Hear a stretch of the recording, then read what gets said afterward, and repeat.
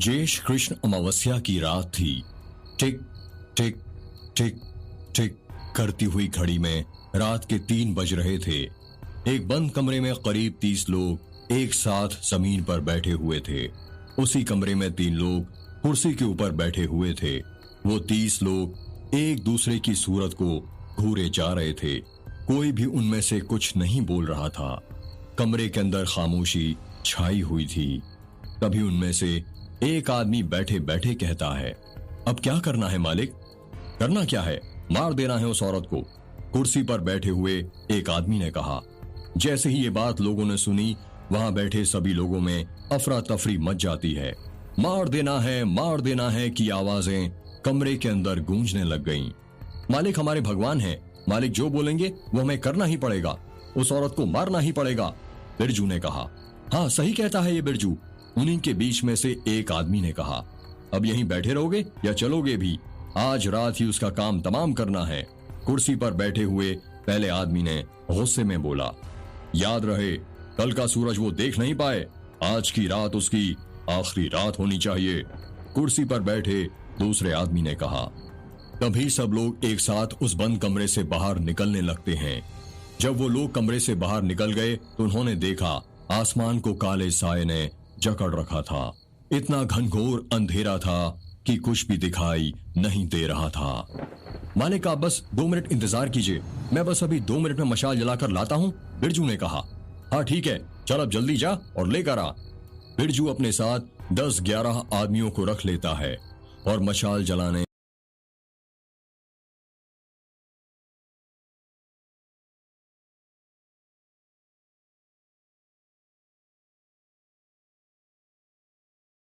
चला जाता है। जब वो अपने साथियों के साथ मशाल जला रहा था तो उनमें से एक आदमी ने कहा, बिरजू तुझे क्या लगता है उस औरत को मारना ठीक है? देख मोहन, हमें नहीं पता क्या ठीक है क्या गलत है, मालिक ने बोला है उस कलमुही को मारना है तो बस मारना है, बिरजू ने कहा। पर उस औरत का गुनाह क्या है? ये तो मालिक ही जानते हैं कि उस औरत का गुनाह क्या है। कुछ बड़ा कांड किया होगा उसने, तभी तो मालिक ने रात ही रात में उसे मारने का फैसला लिया है। हाँ बिरजू, मुझे भी यही लगता है। मैंने आज से पहले तीनों मालिकों को इतने गुस्से में कभी नहीं देखा है। जरूर कुछ तो गुल खिलाया है उसने।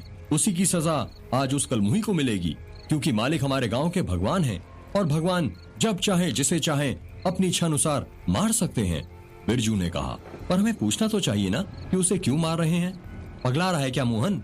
मालिक से सवाल जवाब करना मतलब भगवान से सवाल जवाब करना, और भगवानों से कभी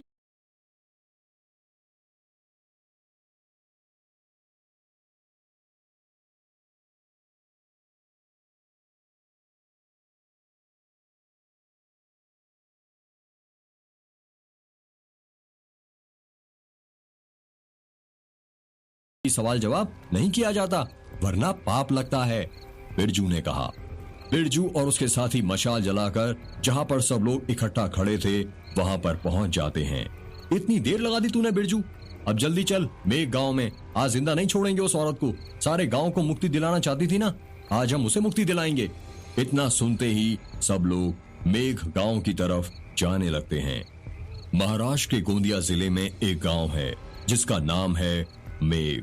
मेघ गांव की सीमा जब प्रारंभ होती है तो उससे पहले दास गांव पड़ता है, और जब सीमा खत्म होती है तो उसके बाद बलमा टोला पड़ता है। सभी शहर जाने की ट्रेन गोंदिया स्टेशन पर आती है।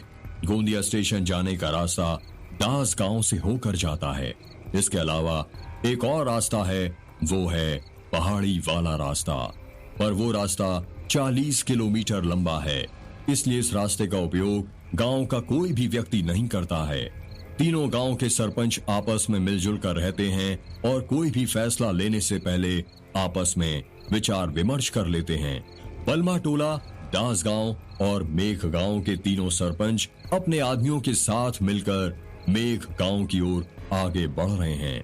उस सुनसान गांव में बस उन 30 लोगों के चलने की कदमों की आहट ही सुनाई दे रही थी। कोई पसीने से भीगा हुआ था तो कोई डर के मारे कांप रहा था। किसी को नहीं पता है कि आज ज्येष्ठ कृष्ण अमावस्या की रात क्या होने वाला है। कुछ आदमियों के हाथों में मशाल है तो कुछ आदमियों के हाथों में लाठियां।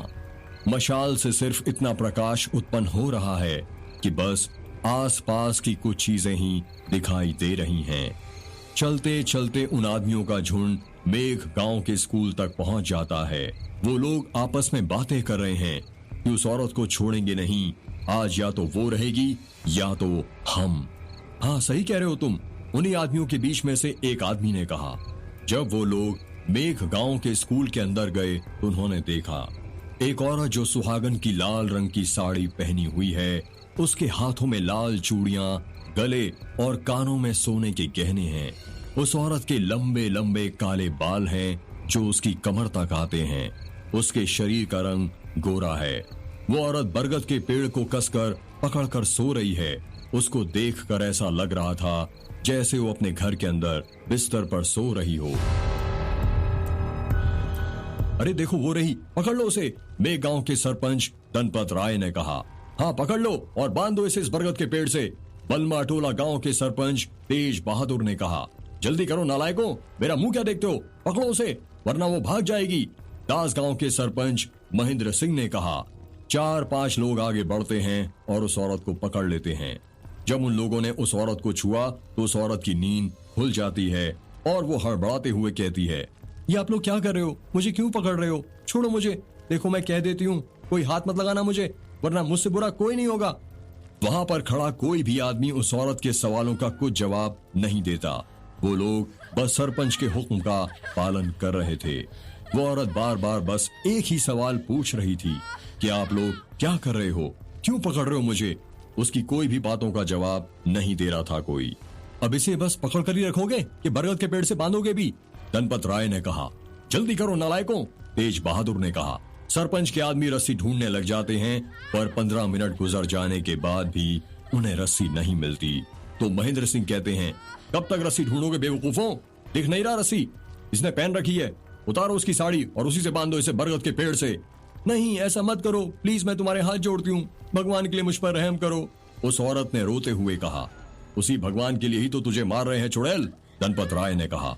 वो औरत अपने दोनों हाथों से अपनी साड़ी को कसकर पकड़ने की कोशिश करने लगती है, पर सरपंच के आदमियों ने उसे पकड़ रखा था, जिस कारण वो कुछ नहीं कर पा रही थी। जिन लोगों ने उस औरत को पकड़ रखा था उसमें से एक आदमी उस औरत की साड़ी का पल्लू पकड़ लेता है और उस पल्लू को खींच देता है, जिस कारण उस औरत की साड़ी उसके शरीर से उतर जाती है। साड़ी खींचने के साथ ही उस औरत के हाथों की लाल रंग की चूड़ियां भी टूट जाती हैं और टूटकर नीचे बिखर जाती हैं। वो औरत अर्धनग्न हो जाती है और अपने हाथों से अपना वक्ष छुपाने लगती है।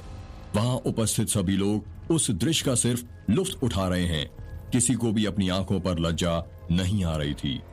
वो आदमी उस औरत की लाल रंग की साड़ी से उसे बरगद के पेड़ से बांध देता है।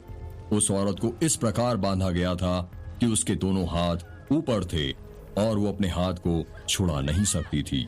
वो औरत चीखने लगती है, चिल्लाने लगती है, छोड़ दो मुझे, छोड़ दो मुझे, पर कोई भी आदमी उसकी बात नहीं सुनता।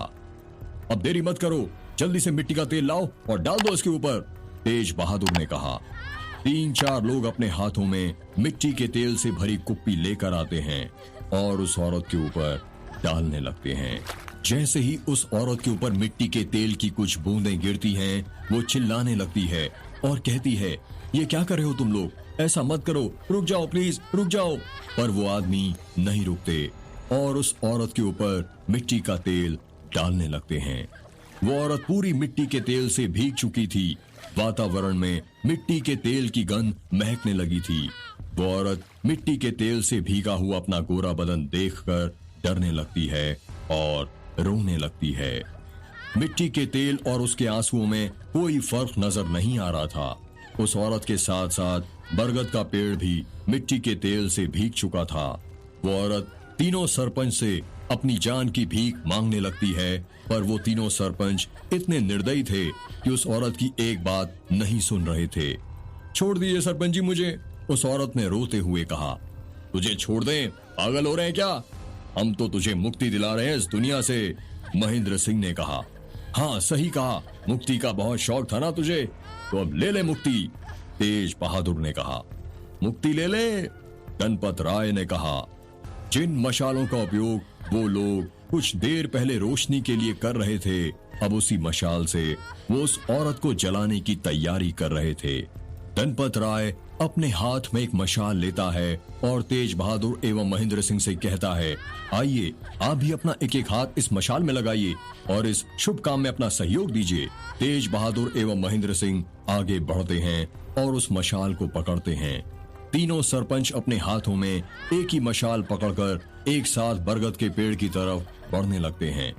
जब वो तीनों बरगद के पेड़ के पास पहुंच जाते हैं तो वो औरत रोने लगती है और कहती है, दया कीजिए मुझ पर और भगवान के लिए ऐसा अनर्थ मत करिए। दया और तुझ पर? थू! धनपत राय ने जमीन पर थूकते हुए कहा।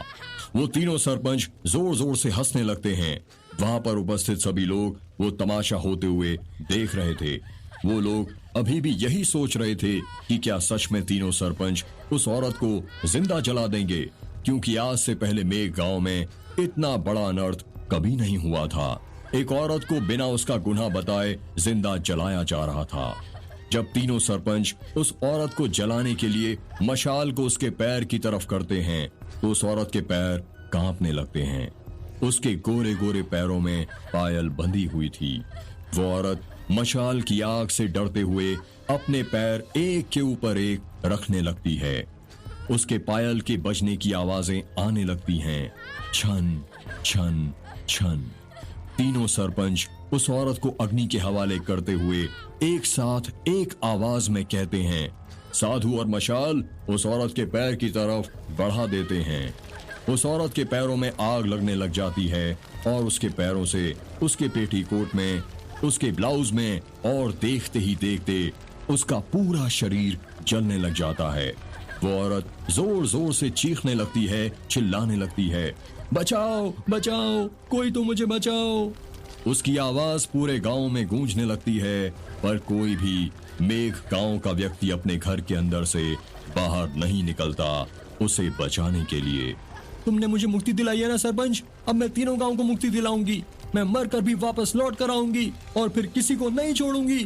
देख लेना सरपंच, मेरी रूह इसी गांव में भटकती रहेगी, तड़पा तड़पा कर मारूंगी एक एक को। उस औरत ने प्रतिशोध की आवाज में कहा।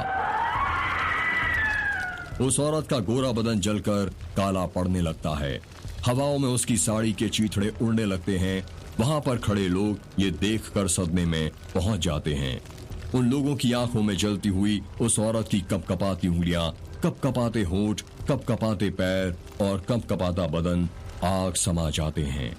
उस औरत के जलने के साथ साथ वो बरगद का पेड़ भी जल रहा था। उस बड़े से बरगद के पेड़ में इतनी तेज आग लगी थी कि ऊंचे आसमान तक उसका धुआं जा रहा था।